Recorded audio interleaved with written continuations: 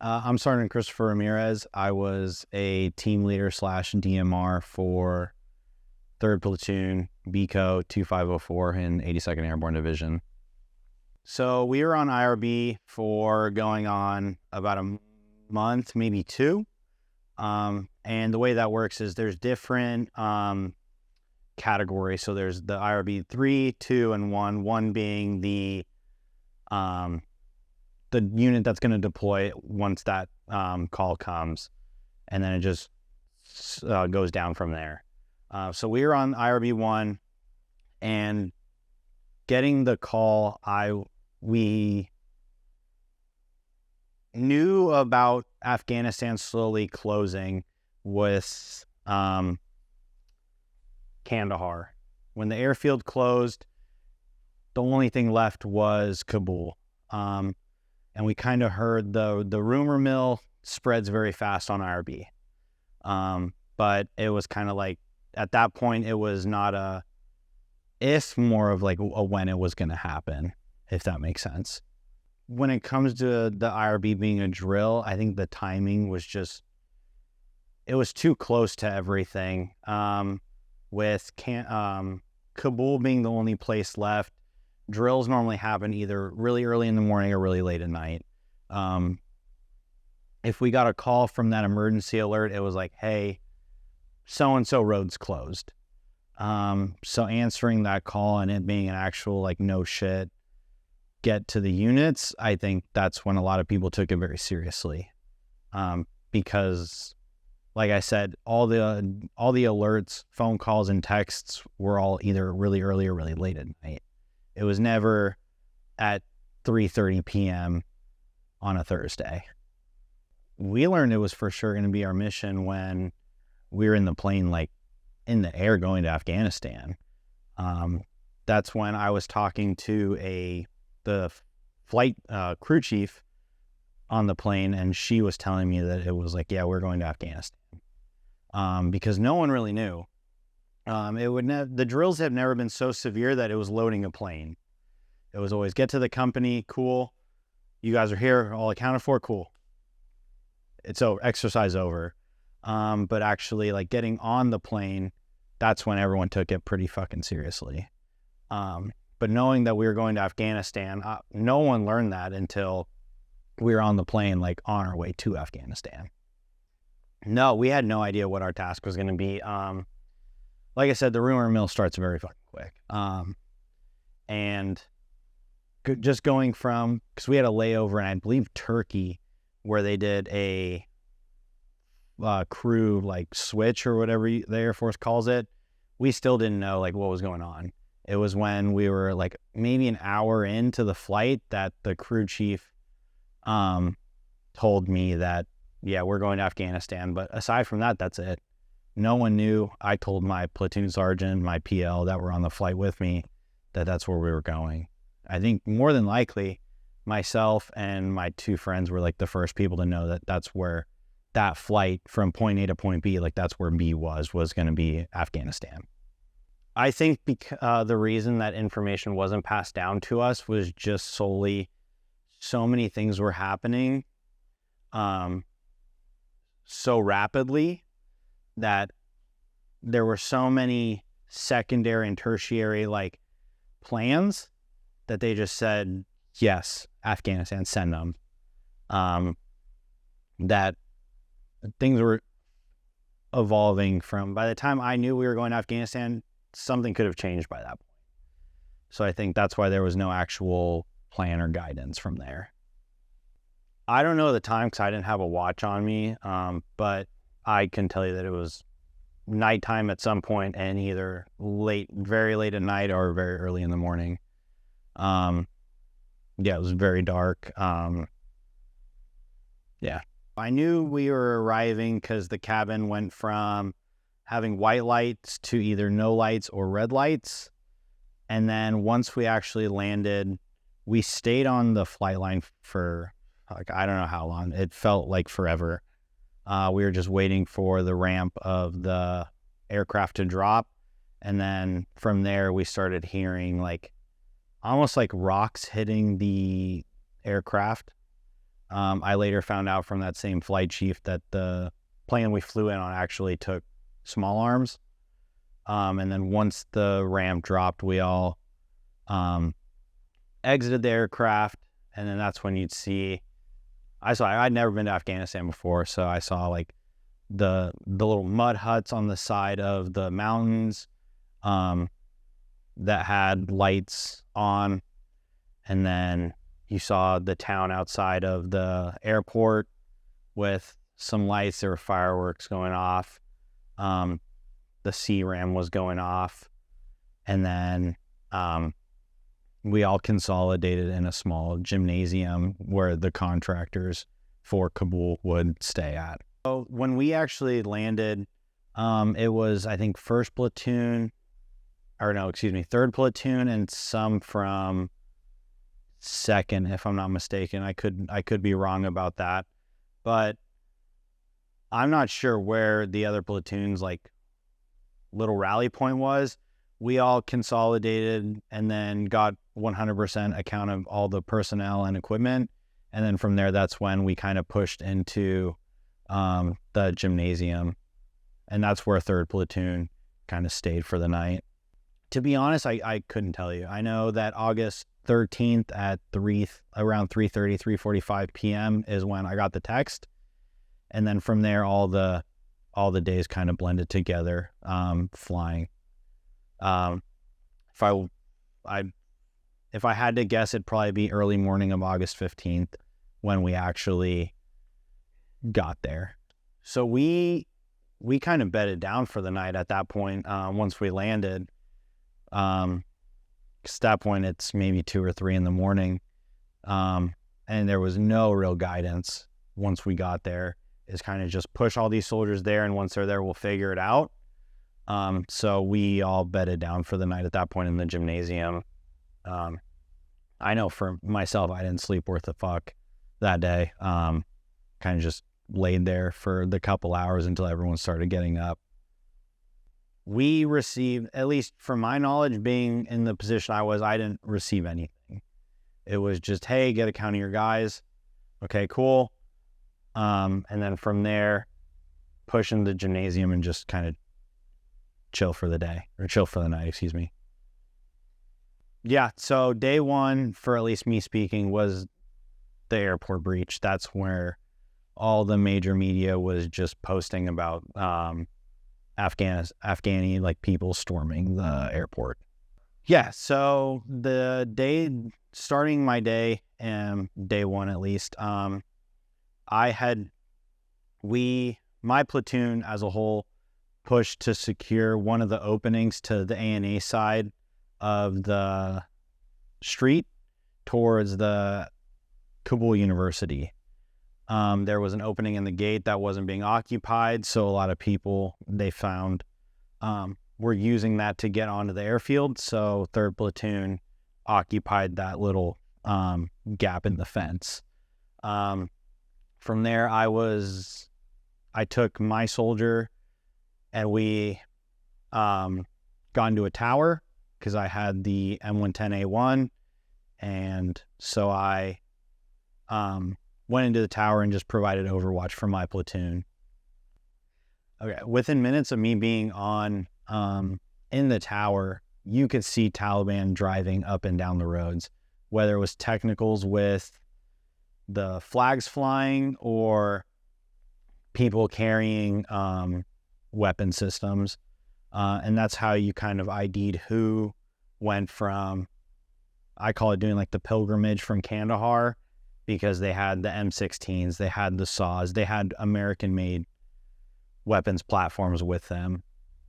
And so that's how you can kind of ID the people who were either civilians or Taliban. I want to say 50-50 had American versus Soviet, but towards the end of our stay there, you saw a lot more American-made weapon systems. Whether it's, like I said, the 249 SAW, M16s, or M4A1s, you noticed a lot more weapon systems that were American-made. Not that I saw with American-made like vehicles, but like the weapon systems weren't like just the weapon system. They had the PECs, the ACOGs, the CCOs. They had like other American made like attachments on the weapon systems. From my position on the first day, it was probably I could throw a rock and get it. All that was stopping, I guess the divide was, it was a wall. It was a street, a wall, street. And that's where the Taliban occupied. Day one of being in that tower, I took me and Sergeant Johnson, who you interviewed, we took small arms fire, and passing it up the chain of command of, I'm getting engaged, whether it's recon by fire or just probing fire, I'm getting directly engaged.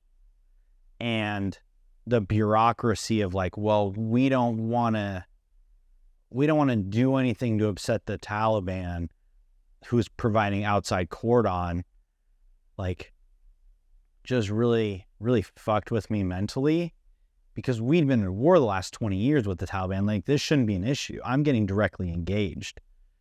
And then by the time I found what I thought to be the person shooting at us, he had ran inside and then brought out a telescope that was directly pointed at my platoon. So from there, it was still a bureaucracy of passing it up the chain of command, where I didn't find out until being in Kuwait 2.5, 3 weeks later that I was okay to engage that person. My platoon sergeant was the one who later told me that I was okay to make that, but it's 2 weeks too late at that point. And I don't fault him for it. He's just a cog in the machine. And I know that if knowing him as a person, he would have okayed that because he knows who I am. If I'm comfortable making that shot, he would bless off on it 100%. I fully supported him. I would die for that man. So I know it didn't come from him. Where it went after him and after that, I have no clue. But I know that call was not coming from him. In that tower. So I have no idea. I can only like talk on the experience that I had. But it wouldn't surprise me whatsoever. With us getting told that there's Taliban and ISIS-K fighters, it wouldn't surprise me at all that other elements of Americans were taking some sort of small arms fire. Maybe not during that time, but it's at some point during the evacuation, they were taking small arms fire. I would spend the majority of Kabul in different towers. Maybe not that one specifically, but either in a Connex providing overwatch to the airfield or providing overwatch to my platoon in some sort of tower, or in some sort of sniper hide. I know towards the end of it, I stayed in a Marine Corps, what was a Marine Corps occupied sniper hide. I spent the maybe last 4 or 5 days there. So I didn't see many on the first day. If I really looked, I can see them, but it was more towards the end, being in the Marine, like fortified sniper hide is where I was maybe 300 to 350 meters from the Taliban headquarters. And it was even annotated on the range card that the Marines provided us, and you couldn't miss it. It was a huge flag. But I saw them just mercilessly beating the shit out of like civilians who were just trying to get American attention. That, and you notice like what would almost be like a lifeless person just getting the shit beat out of them. Yeah, absolutely. I saw a lot of that. You'd see scared civilians like with, and it's August in Afghanistan. It's pretty hot. I'm wearing a combat shirt and like combat pants, and I'm still sweating. And you'd see people in big jackets who are flashing you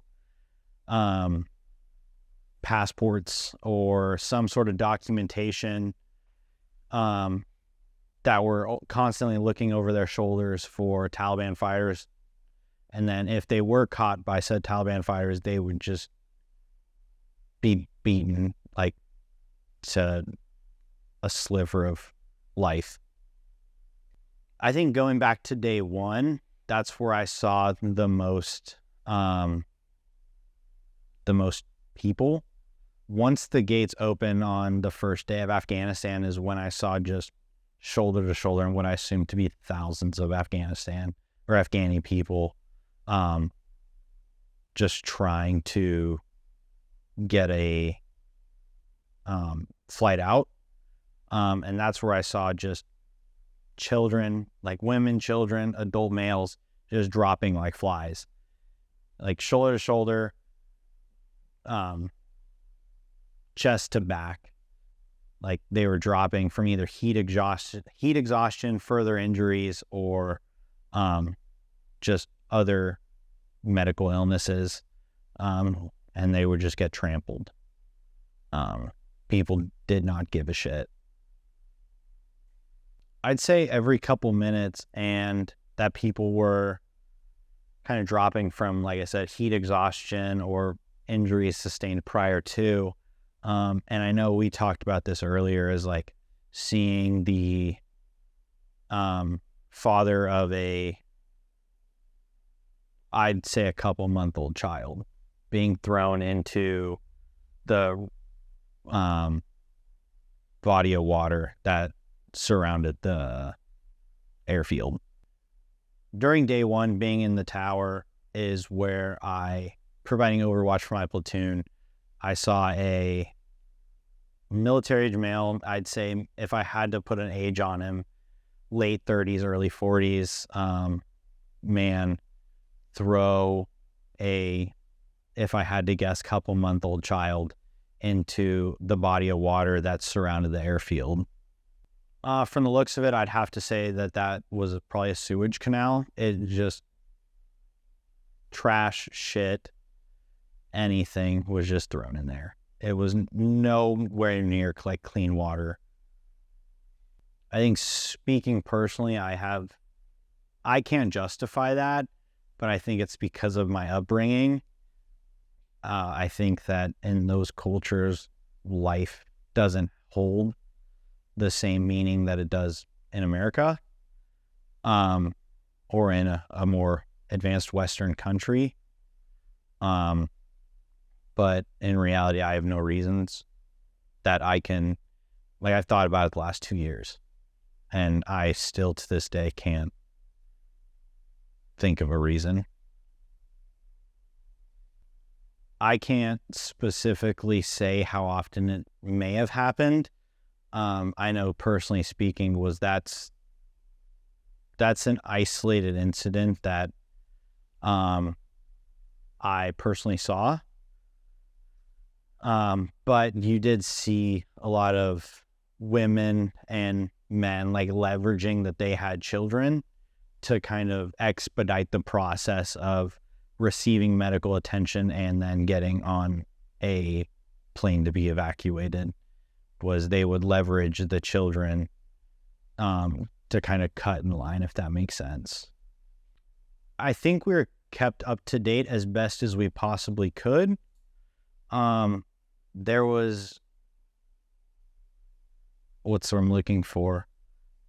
We're kept up to date as best as we could, but the situation was constantly changing. Whereas we'd get done for the day and hear what we did that day broadcasted on the news. And, you know, I think that's where a lot of the rumor mill started, was like, oh, we're done on the 30th. Like, Biden wants us to be done on the 31st or September 11th, etc. But being updated, I think the BOLO list was updated quite heavily, as best as the BOLO list possibly could. And that's about it. That was as to the extent of the updating as we got, was just the BOLO list. Be on the lookout. And that constantly got updated every day. But it was as generic as possibly could. I know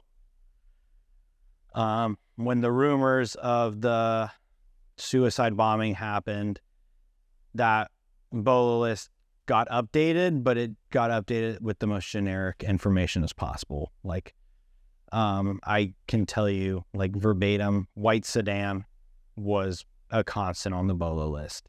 It was never anything super in depth, but it was something along those lines of white sedan, gold sedan, and that was about it, at least for us.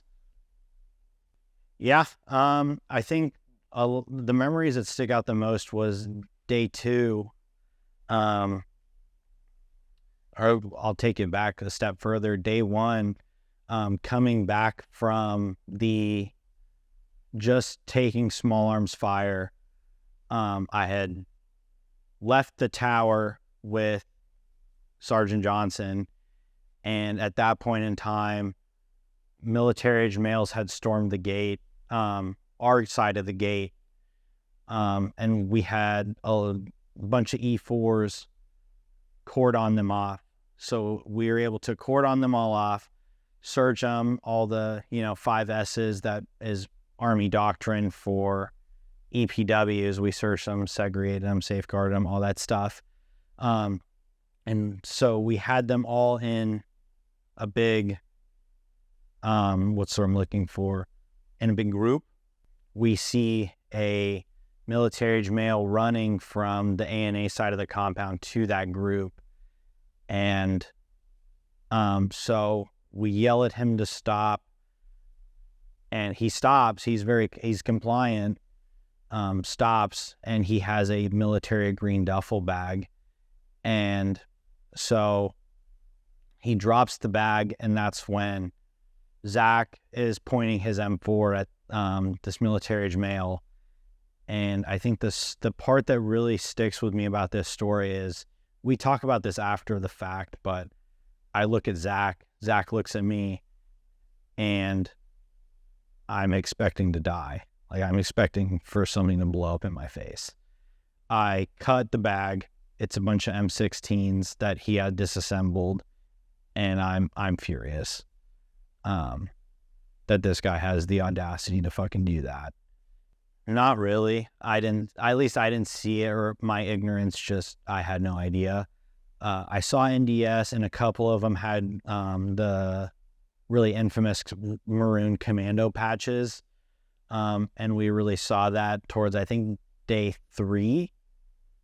Day 3 is when we saw a lot of the commandos kind of occupying the ANA side of the airport.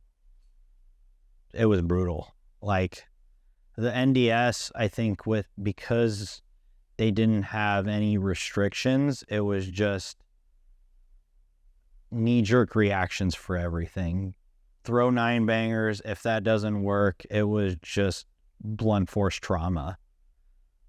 Whether it was fists, the butt of their AKs, or swinging, holding the stock, swinging and making contact with the barrel of the AK.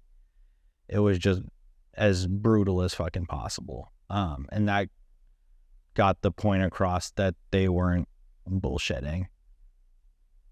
Yeah, 100%. I think that the continuing leapfrog, and that's where I really appreciated my platoon sergeant and my soldier, because, like, my platoon sergeant should be orchestrating everything, and he was fucking killing it.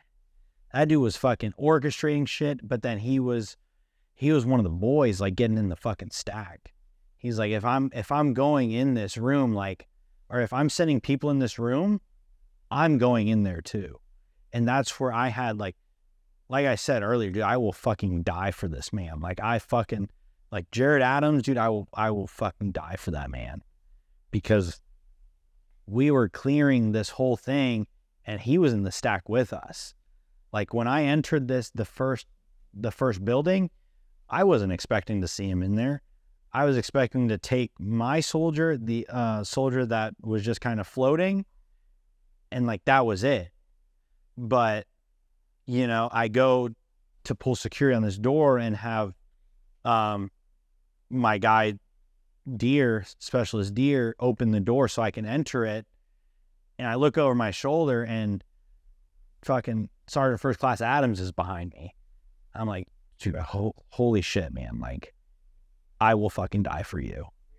For my company, and most importantly, like my platoon, like where we found such like amazing and like brave men is beyond me.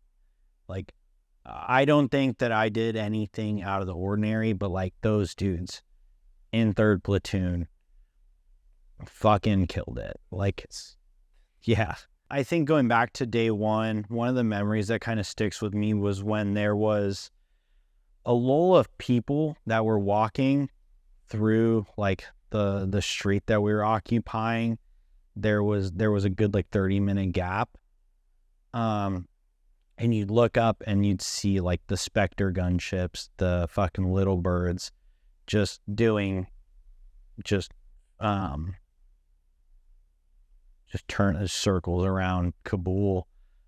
That's where I saw what I was later told was a person falling off the aircraft.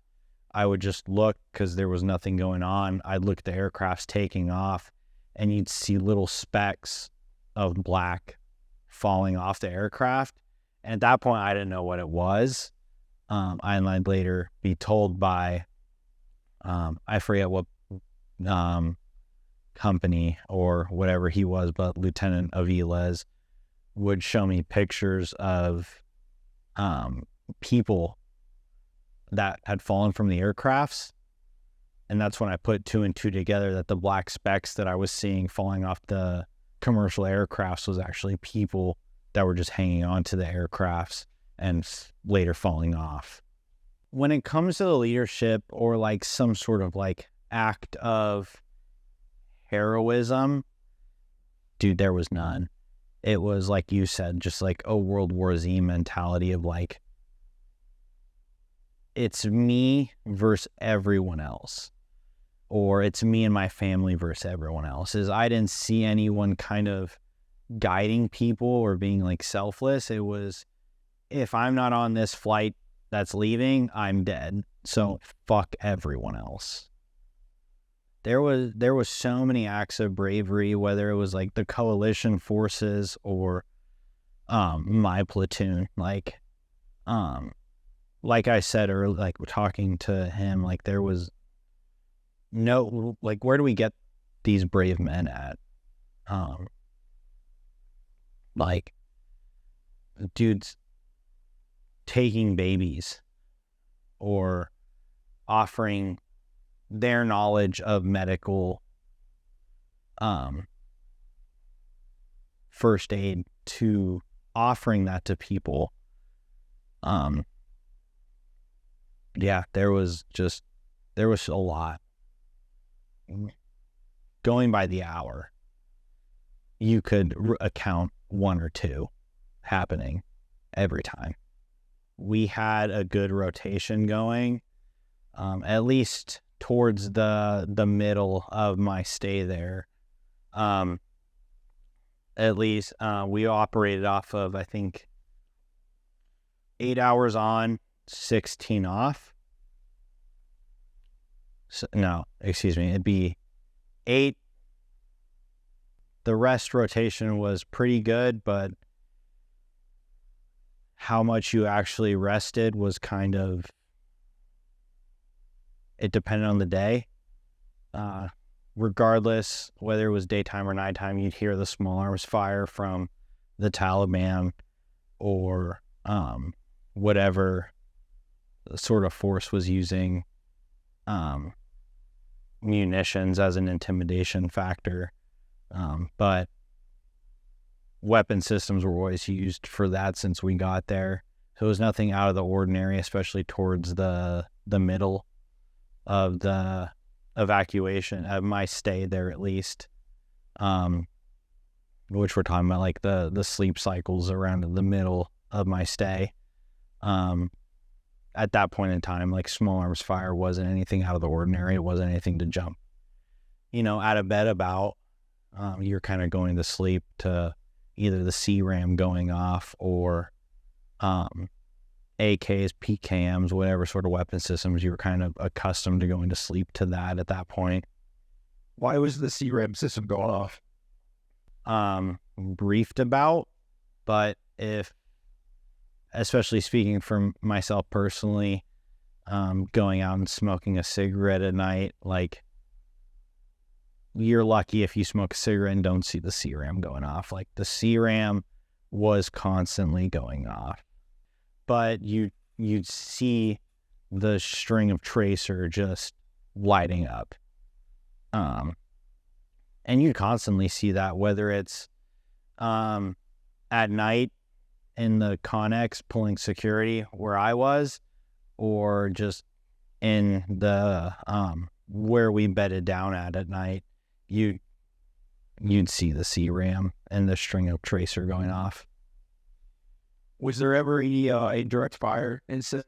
The last night loading up on the aircraft, there was an indirect attack. The CRAM, I think, stopped a couple, and you could hear the CRAM going off, but I think a couple rounds actually made impact onto the airfield where we were at. Do you know what kind of conditions were? No idea. I spent a lot of time in that sniper hide that I talked about earlier, just watching. And as the days progressed, you can just see the people more and more frantic to get help. You can see more and more Taliban occupying the streets. But that's, at least from my interpretation, like what was going on. Like, I was very segregated from what was happening at Abbey Gate, because I was on the other side of the airfield, but you can just see the kind of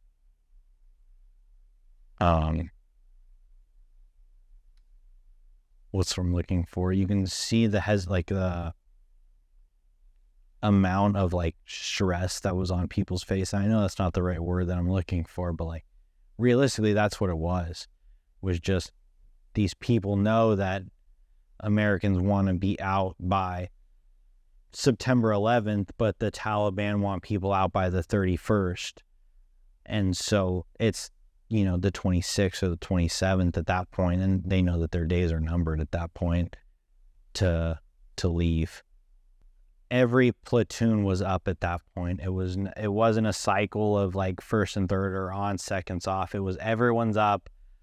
All right, first is going to pull out, second's going to fill, go over your rehearsal plan. And then, okay, first is done, second pull back, and then just a rinse and repeat of, so every platoon can have a dry run of what's going on. But speaking for third platoon, our main objective was to demill one of the terminals. So we pulled out of our position being infilled by, I think, first platoon. And then we went to the terminal, kind of figured out where all the electricity, like the electrical boxes were, the vehicles around the area were, and then we pushed back. And then a few hours later, we got the call over the net to, I forget the code word, but whatever code word was used to start demilling, we pulled out and then immediately went into demilling the terminal. Whether it was cutting electrical boxes, I know we backed a Hilux into one of the doors. So we backed it into the door, and then I think one of the soldiers ended up like slashing the tires or something, so that vehicle would be struggled to move. And that was our breakdown for the leaving of Kabul. I personally got tasked by my commander to demil a Mark 19 and 2 PKMs. So I had just gotten relieved from another DMR from my platoon. So I come down, and my commander, who fucking amazing dude, like Christopher Kostoff, man, fucking amazing. He said he had a detail for me personally. So at the time, reluctantly, I fucking followed him, and he showed me what was a Mark 19 and 2 PKMs, and he says, you're in charge of demilling this. So I, to the best of my abilities, destroyed the Mark 19 and the PKMs, and then you'd see and hear soldiers, like, from being transported from that side to where we're bedding down, demilling aircrafts, vehicles, weapon systems, whether it was manually or with a thermite grenade or what have you. They were using whatever they had to their like, I guess, availability to demil everything that was owned by the government. With these IRB cycles, is there's no train up for it. Whereas, like, you look at a normal unit, like, they have you're going to do team sticks, you're going to do squad sticks, then battalion, and so on and so forth, and then you're going to deploy. This is wherever you are on that, that training cycle, if it's needed, you're deploying. So it's hard to, and I steal this from Kyle Morgan, a CAG operator, but he mentions not being able to prepare, like, your mind, body, or spirit. And it really speaks volumes to, like, dudes here in this, like, Afghan spin up, because, like, you go from, at least speaking, like, for myself, I was at home. I was 100% at home, and just like that, I'm going back to work to go to Afghanistan. So returning home was that was more or less my downfall, because I didn't know how to prepare myself mentally for what I was gonna expect. Because you guys heard, like, my day one, 24 to 36 hours before that, I was at home. And then now I'm exposed to all this stuff. I didn't know how to, I guess, I didn't know how to decompress from that, is the best word I can think of. There was a day I walked onto the airfield, and I saw just a pile of gear, and it was it was ANA fucking dudes surrendering their shit. And, like, where they went after that, I don't know. I can only fucking speculate. But every day I went out, I saw chaos.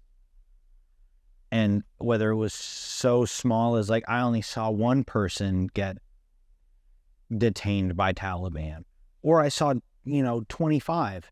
It doesn't matter. Every day I saw some form of chaos. And then to come home and only, like, told, like, I didn't see any chaos from my perch. Like, well, man, like, you weren't really there. You might have been on the ground, but you weren't in the towers and the positions that all these dudes were at, that got first-hand experience what chaos was.